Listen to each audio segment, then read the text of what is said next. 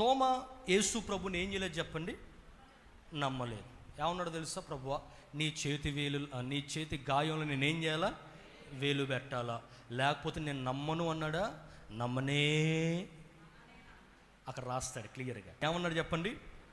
నమ్మను అనొచ్చుగా, అనలే. దానికి కొంచెం ప్రాస అక్కడ రాశాడు, నేను నమ్మనే.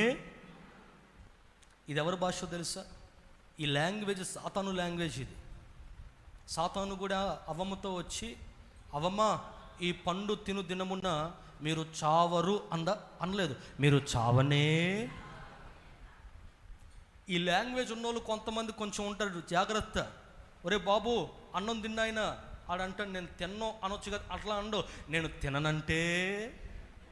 అయితే వీడెవడు ఇప్పుడు? అదే చెప్పండి, నోట్లో మెసులుతూ ఉంది కదా. ఎవరి సంబంధి వీడు? సాతాను సంబంధి. నేను తిననంటే, అరే బాబు ఆదివారం రా ఈరోజు దేవుని మందిరానికి రానాయన అంటే ఆడ ఉంటాడు తెలుసా, నేను రానంటే రాను. అరే బాబు పాట పాడరన్న ఆయన, లేకపోతే దేవుని వాక్యం చదువయ్యా అంటే ఆ యవనస్తుడు ఏమంటాడు తెలుసా, నేను చదవనంటే. కాలేజీకి వెళ్ళంటే నేను వెళ్ళనంటే. వీళ్ళందరూ సాతాను సంబంధికులు. ఈ తోమ కూడా ఏమంటాడు తెలుసా, నేను నమ్మనంటే నమ్మను. అందుకే ప్రభు అన్నాడు, బాబు నీలో విశ్వాసం కరువైపోయింది నాయన, చూసి నమ్మిన వారి కంటే చూడక నమ్మిన వారు మేలు. అయితే ఇప్పుడు విచిత్రం చూడండి. ఇప్పుడు తోమాతో దేవుడు మాట్లాడడానికి అక్కడ ద్వారం మూయబడుందా, ద్వారాలు తెరుస్తుందా? ఇప్పుడు నా ప్రశ్న, ద్వారం మూసామనుకోండి, మనం లోపలికి రాగలమా? లోపలికి ఆ డోర్ ఓపెన్ చేస్తే కానీ, డోర్ లేకపోతే కానీ మనం లోపలికి వెళ్ళలేం. కానీ యేసయ్య ఎంత గొప్పవాడో చూడండి. ద్వారాలు మూయబడిన యేసయ్య నీ కోసం రాగలడో.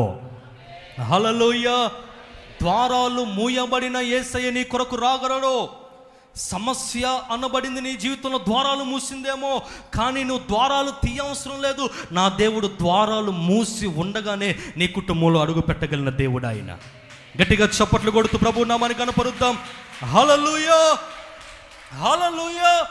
ద్వారాలు మూయబడినా సరే దేవుడు రాగలడు లోపలికి. నీ జీవితంలో ఏ సమస్య నీ జీవితంలో ఉంది, సాతాను కొన్నిసార్లు ఆశీర్వాదం లేకుండా, దీవెన రాకుండా, నీ జీవితంలో కావాల్సిన బ్లెస్సింగ్ నీ జీవితంలో రాకుండా ద్వారాలు గట్టిగా మూసాడేమో. ద్వారాలు మూయబడిన ద్వారాలు ఏదైనా నా దేవుడు నీ కుటుంబంలో అడుగు పెట్టగలడు ఆయన. ఈ రాత్రి నీ కుటుంబంలోకి దేవుడు రాబోతున్నాడు. నిన్ను ఎరిగిన దేవుడు ఆయన, నీ స్థితిని ఎరిగిన దేవుడు ఆయన.